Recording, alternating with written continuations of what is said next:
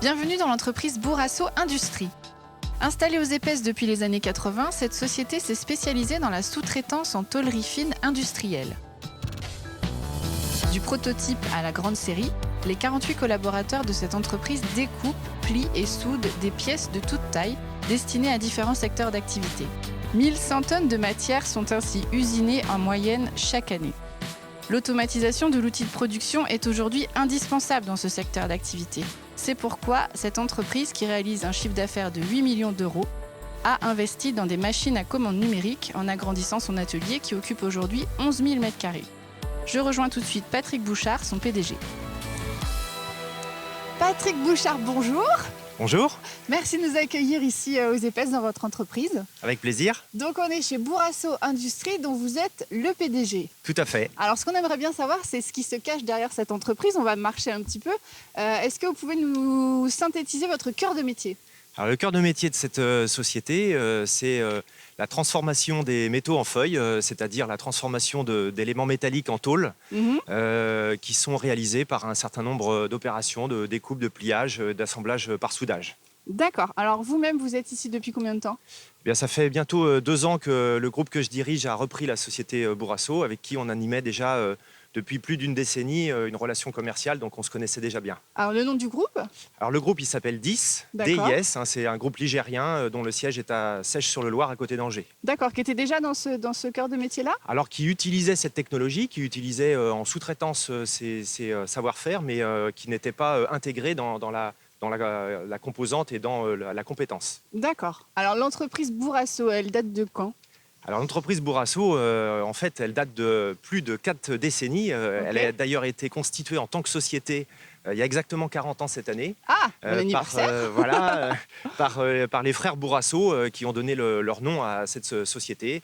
Et donc voilà, ça fait maintenant une belle trajectoire qu'a connue cette société. D'accord, donc qui travaillait tout de suite au début dans le secteur vendéen ou qui avait déjà une volonté de s'élargir ? Alors historiquement, c'est effectivement une société qui est intervenue dans un segment d'activité très local, mais qui rapidement, dans la perspective et dans la volonté des frères Bourrasso, est devenue un rayonnement national. D'accord. Et aujourd'hui, quel est votre rayonnement ?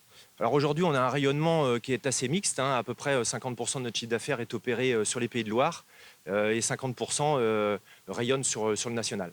D'accord, donc un sous-traitant de la tôlerie, mais qui va aller dans quel secteur d'activité pour qu'on puisse avoir une idée peut-être des produits finis pour lesquels vous travaillez finalement ? Ça, c'est une caractéristique de cette société, c'est qu'on est sous-traitant, donc on intervient par nature dans énormément de segments d'activité. Ouais, c'est très varié. Si on peut en donner quelques-uns qui sont principaux, on va dire que tout ce qui est lié à l'agencement, à la PLV, fait historiquement partie des applications de cette société. Okay. Ce qui est lié aussi au transport, de manière générale, et en particulier sur les mobilités vertes, qui sont des segments très porteurs aujourd'hui, sur la décoration, tout ce qui est lié à l'événementiel aussi, font partie par exemple de ces applications. D'accord, mais alors uniquement en B2B là du coup ? Ah oui, tout à fait, oui. On n'a pas de clients personnes physiques, oui. D'accord, très bien. Merci beaucoup. Je vais aller discuter maintenant avec Christophe Gaborio, qui est votre directeur de site. Et puis comme ça, on va pouvoir découvrir un peu toutes les personnes qui travaillent ici. Merci à vous. Très bien, bonne visite.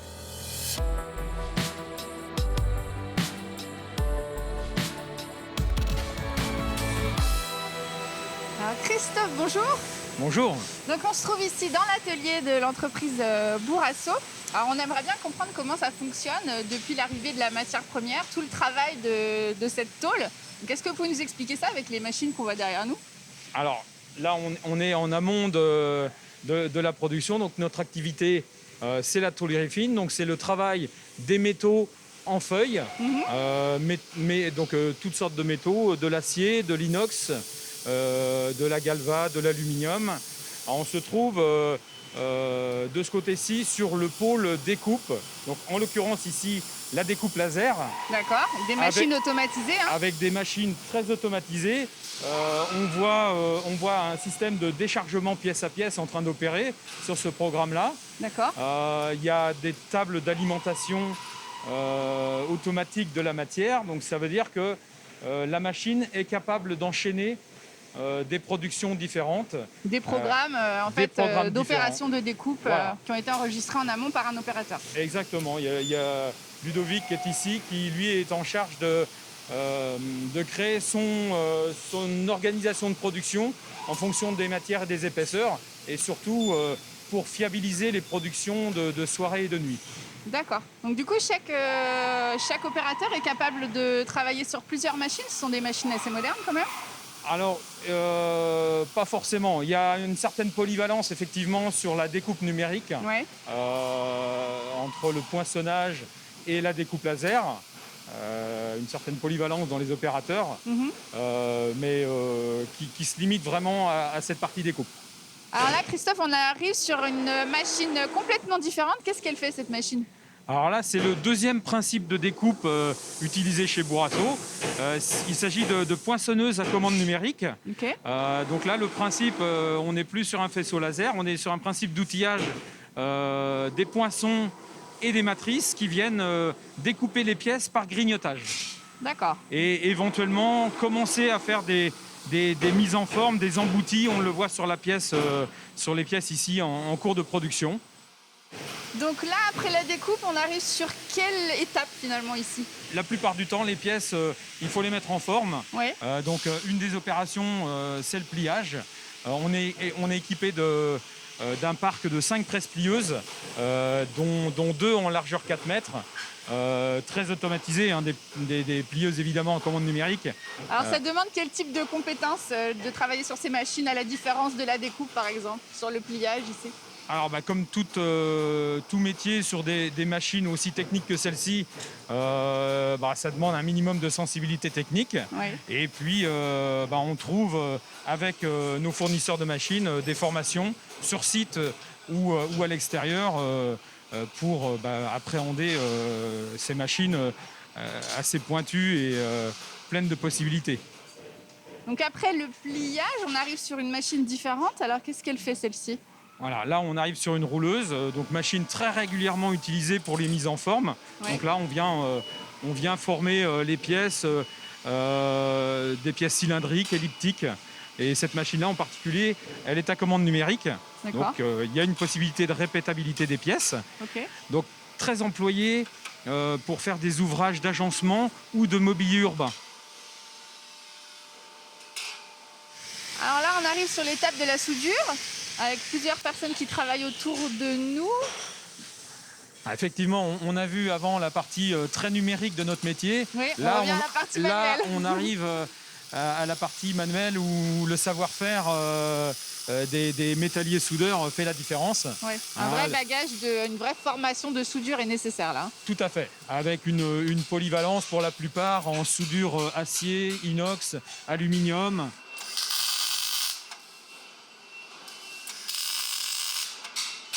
Alors là, on arrive sur la dernière étape, j'ai envie de dire, c'est le montage, l'assemblage. Oui. Alors souvent, les clients qui nous commandent des composants métalliques pour leurs besoins, en l'occurrence, ce qu'on va voir ici, ça va être, là on est sur une borne de Paris qui a été fabriquée pour PMU. Okay. Là, en l'occurrence, le client nous fournit des caissons bois, il nous fournit les stickers. Tout ce qu'il faut pour monter le produit. Exactement. Et on procède ensuite à son assemblage, sa mise en caisse et part de chez Bourrasso un produit fini, prêt à livrer sur un point de vente, par exemple, dans ce cas-là. Donc pour rappel, une de vos forces, c'est quand même de suivre le projet de sa réalisation jusqu'à la livraison, puisque tout part de votre bureau d'études qui est situé ici. Tout à fait. Le sujet, et c'est ce qui est très intéressant et agréable pour tous les collaborateurs, c'est de vivre un dossier de le suivre vraiment du début jusqu'à la fin. Voilà, de l'étude de prix jusqu'à son étude technique au bureau d'études pour aboutir à un produit fini dont on mesure parfois le niveau de finition, l'usage. Donc ça, c'est quelque chose de très valorisant. Et satisfaisant et gratifiant dans leur travail. Je pense, c'est certain. Merci beaucoup Christophe de nous avoir fait découvrir un petit peu le cœur de cette entreprise. Et puis à une prochaine fois. Avec plaisir. Au revoir. Merci beaucoup.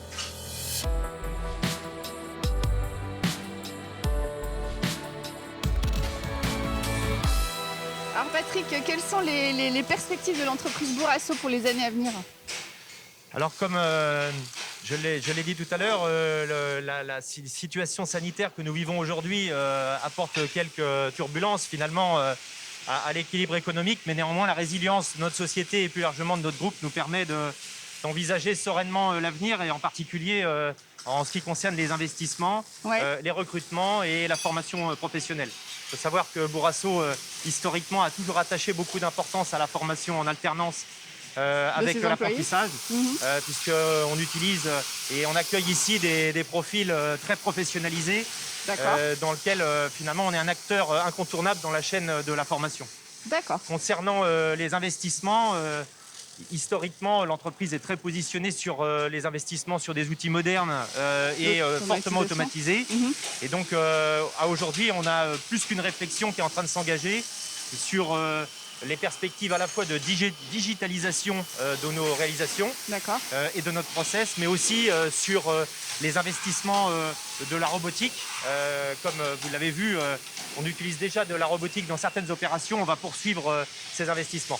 D'accord. Et alors, en tant que PDG d'une entreprise vendéenne, quel conseil vous pourriez donner à un jeune entrepreneur qui souhaite se lancer, puisque la Vendée est très riche en jeunes entreprises aussi et en personnes qui souhaitent partir à l'assaut du marché? C'est toujours difficile de donner des conseils. Je pense qu'il faut être humble là-dessus, mais de mon expérience de presque 20 ans en tant qu'entrepreneur, je dirais qu'il faut rester sur des fondamentaux. D'abord, il faut avoir la foi et le sens dans ce qu'on entreprend. Il faut partager ça avec les gens qui vous entourent, que ce soit des tiers ou que ce soit des collaborateurs de l'entreprise. Et puis, on ne va pas se raconter d'histoire. Il faut beaucoup de travail. Il faut beaucoup de travail, il faut de la pugnacité. Et peut-être qu'il faut aussi se donner l'occasion et l'opportunité de faire des belles rencontres. C'est une question d'homme aussi, de rencontres et de partage. La relation entre les individus est un facteur clé. Très bien, merci beaucoup. Merci de nous avoir fait découvrir votre entreprise. Et puis, bonne continuation pour les années à venir. Alors. Merci à vous. Au revoir. Au revoir.